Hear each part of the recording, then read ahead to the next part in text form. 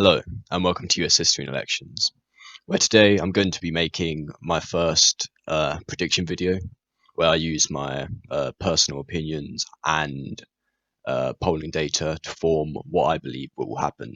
And today we're going to be going over the 2020 Senate race and what I believe the results will be come November 3rd. Now, this is being filmed on the 11th of June, and most of my predictions are going to be going off what's happened in the recent weeks and months from this date. So if you look at this a few months down the line, in October or September, then it probably won't be reflective of what the polling data and predictions would be of that time near the election. So I'm going to start off with the safe Republican states, just moving through the ones that have no chance of actually flipping to or going to the Democrats and Oklahoma, and then those that will be going to the Democrats, sure. Just the normal northeastern states and the middle America states right there. So this is where we have at the moment. The Republicans have 41 Senate seats, and the Democrats would have 42.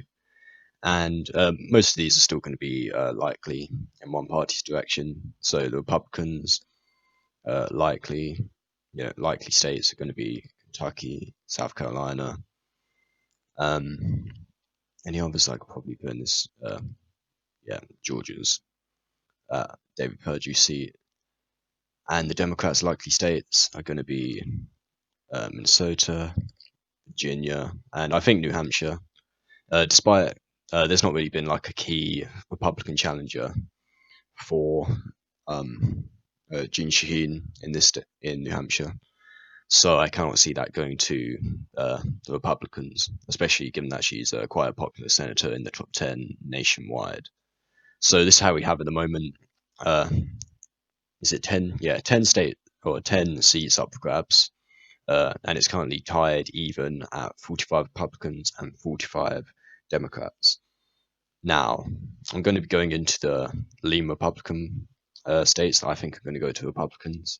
And this is Iowa, Texas, Alabama, and Georgia's special election. And I think all of these, let me just put, all of these are going to be going to Republicans. Alabama, Doug Jones, the incumbent Democratic senator who won the special election in 2017. However, that was against Roy Moore, very unpopular senator, with sexual assault charges and stuff. And now it's going to be Tommy Tuberville who's going to be running in that for that seat and challenging Doug Jones. And being a solidly Republican state at nearly all levels, it will definitely be going to the Republicans and flipping away from the Democrats. And the rest are currently held by the Republicans. Chuck Grassley in Iowa, he's going to have a solid hold there. John Cornyn in Texas, and it's currently Kelly Loeffler in the special election in Georgia. However, I think actually the special election in Georgia doesn't have a primary, so it's going to be a jungle. It's going to be held on November 3rd, but then runoff, which is almost inevitable, is going to happen in January 2021, and that will probably decide who's actually going to be going there. And it's unlikely Kelly Loeffler, being unpopular, especially after the trading scandal in the Senate. She's definitely not going to be from what I can see, she's definitely not going to be the actual candidate that is going to be going into that runoff election in January 2021. And the Republican who is running against her, let me just check, is Doug Collins. Yes, he will be the favorite to win in Georgia's special election. Now, the Democratic seats that I think will be going there will be Michigan, Colorado, Arizona. So these are all I put them into lean, and I think these will all be going to the Democrats. Two of them actually held by Republicans, the two Southwest states. Um, Martha McSally in Arizona and Cory Gardner in Colorado. However, there's both, very popular Democrat challengers, and the polls have been going, almost lopsided towards the Democrats in the past few months. And I can't see the Republican incumbents who are rather unpopular. Martha McSally losing the special election back in 2018, and Cory Gardner, closely aligning himself with Trump with increasingly Democratic states, Colorado. I cannot see either of those going to the Republicans come election day. And Michigan is currently held by Gary Peters, and despite Trump winning it narrowly back in 2016, there's not been like any further signs that is trending towards the Republicans as a state, as statewide. Gretchen Whitmer, the current Michigan governor, has made some enemies. You saw the protests outside the state, outside and inside the state capitol recently.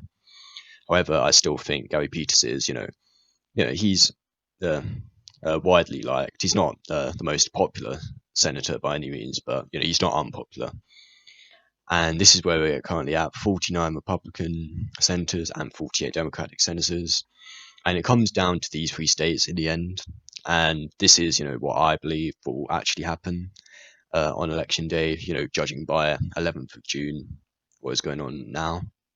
And that would be a narrow Republican win in Montana and a narrow Republican win in North Carolina and the state of Maine, which would leave it as a dead tie in the Senate and would basically leave it up to the VP, whether that does be Joe Biden's pick or Mike Pence, to be deciding, against party lines.